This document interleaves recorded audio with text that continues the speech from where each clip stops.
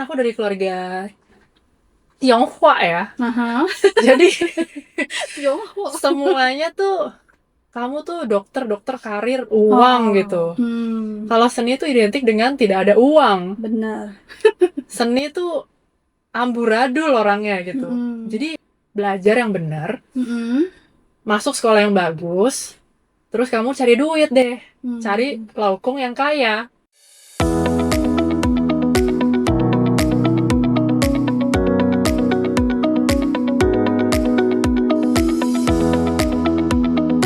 Selamat datang di Berseni, sebuah podcast podcast apa nih? Video ya? Ngobrol-ngobrol lah ya. Ngobrol-ngobrol aja ya, ngobrol-ngobrol santai tentang seni, cuma dalam waktu 10 menit saja. Teman-teman kenalan dulu, nama aku Tri. Nama aku Evelyn. Nah, kita berdua ini adalah dua orang dewasa yang sudah usianya matang gitu ya, yang random, tahu-tahu kita itu pengen belajar mulai lagi ya dari nol. Untuk mulai mengenal dunia seni lagi, yang dulunya waktu kecil kita suka tapi kita sempat tinggalkan gitu lah ya. Kalau aku sendiri sebenarnya, kalau dari sisi kan kita bukan seniman ya, tapi kita memang mau sharing proses belajar kita sekarang ini.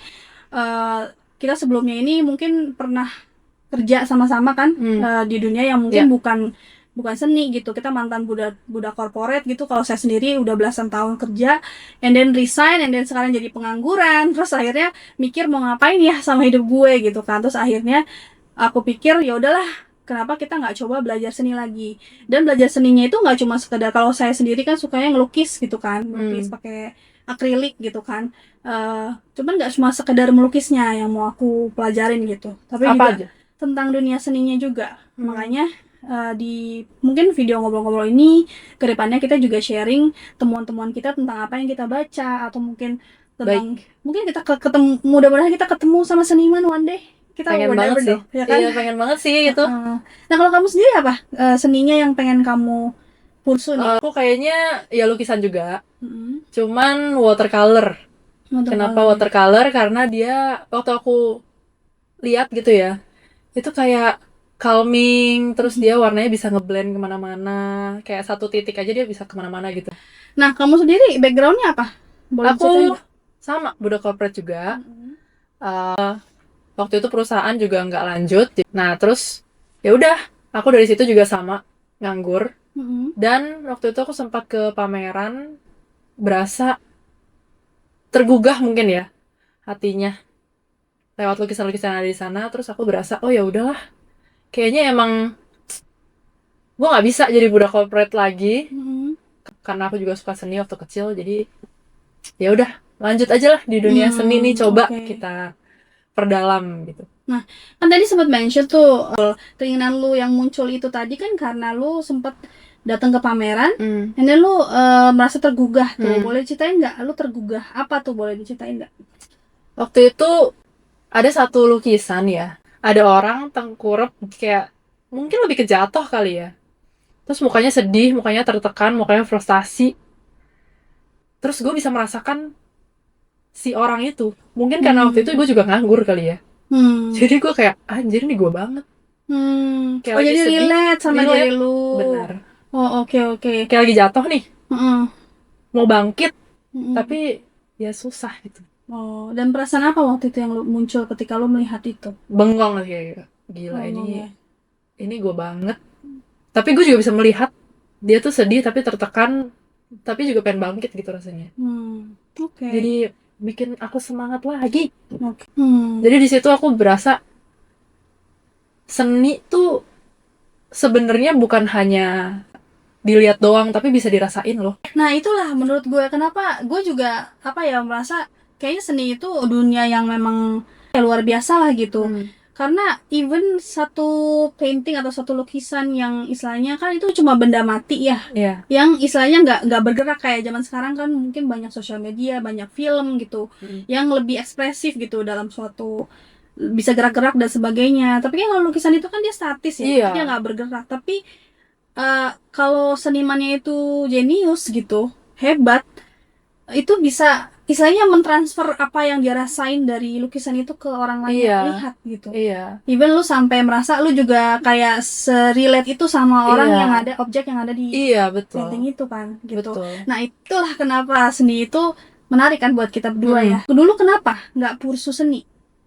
Karena mungkin orang tua, kan aku dari keluarga Tionghoa ya.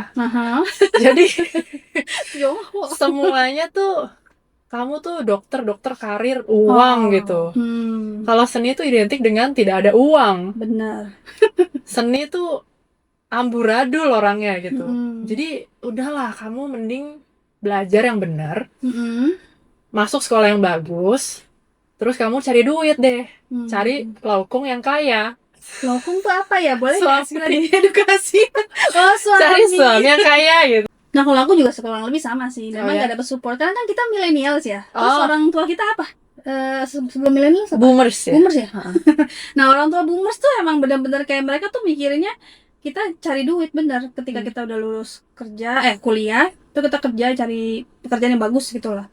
Jadi kayaknya seni itu apa ya, kan kebutuhan tersier ya kalau manusia kan. Jadi yang setelah kebutuhan primer, sekunder dan sebagainya gitu kan. Jadi waktu itu aku pernah beberapa kali sebenarnya minta sih, karena kan aku suka gambar, pengen minta dilesin gambar atau enggak dilesin, even musik juga beberapa kali minta tuh les menjahit, karena gue kayaknya emang lebih kayak ke arah mau create something gitu dari kecil.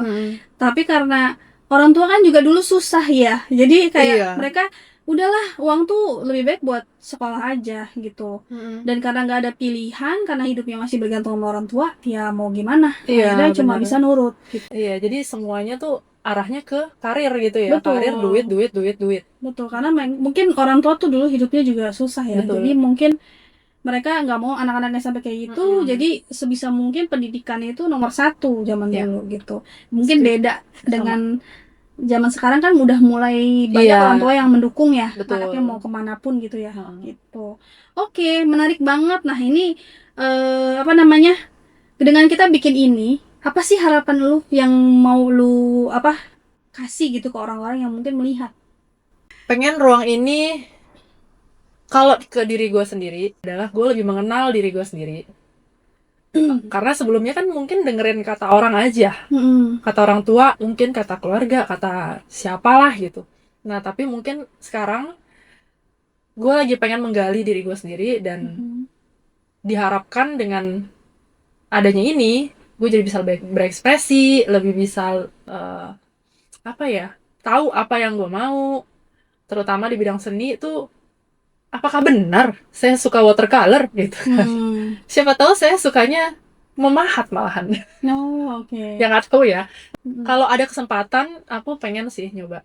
Cuman ya start small. Semoga nanti bisa berkembang ke depannya. Nah, untuk orang-orang di luar sana, mungkin aku berharap juga mereka bisa menemukan inspirasi dari podcast ini. Dan apa yang udah kita lakuin mungkin jadi bisa direfleksikan juga ke hidup mereka, terutama mungkin yang masih muda-muda ya. Kalau Katri sendiri? Kalau aku sih ya sama sih, kurang lebih mungkin kita tuh kan sebagai orang udah dewasa, sama sekali mungkin mulai dari nol banget nih, mau coba belajar tentang seni lagi. Dan mungkin banyak orang di luar sana yang mungkin sama kayak kita, relate sama apa yang kita pikirkan, sama apa yang kita pengen lakukan gitu. Nah harapannya sih mungkin dengan kita sharing ini, kita bisa ketemu sama orang-orang yang mungkin juga lagi pursu hal yang sama di usia yang mungkin sudah mungkin kalau atlet kan mulai dari muda ya. Seniman juga ini kan profesi kan. Betul. Nah mungkin buat teman-teman yang gue pengennya sih kita sama-sama menyemangati lah gitu ya. Usaha effort kita inilah gitu. Mungkin itu sih yang pengen aku harapin, makanya kita berdua akhirnya memutusin bikin acara ngobrol-ngobrol ini. Tapi ngomong-ngomong masalah seni dimulai di usia yang bukan senja ya, ini kita tua banget, yang udah nggak muda lagi. Sebenarnya banyak loh pelukis-pelukis di luar sana gitu ya, yang juga mulainya di usia tua. Kamu tahu nggak? Siapa? Nggak tahu ya. Nggak tahu. Nah jadi ada beberapa nama, jadi kayak ada si Grandma Moses, itu dia tuh mulainya baru di usia 78 tahun. Dan dia jadi, dan dia dulu jadi ini terkenal loh, pelukis terkenal gitu. 78 tahun dia udah ada basic kali Katri atau gimana. Saya juga nggak ngerti, tapi kan dia baru start untuk istilahnya Iya sih. mungkin kayak Keren memamerkan. Iya, makanya. Kita kan masih lebih muda, Iya, jauh jadi lebih muda. semangat lagi nih. Iya kan, jadi harusnya kita bisa juga nggak sih? Sebenarnya usia itu Iya benar. bukan suatu hal yang jadi penghalang ya. Juga mungkin kayak Henri Rousseau gitu, dia baru mulai di usia 40 tahunan. Terus ada juga yang namanya Paul Cézanne atau apa gitu ya. Cézanne atau apa, gue juga bingung cara bacanya.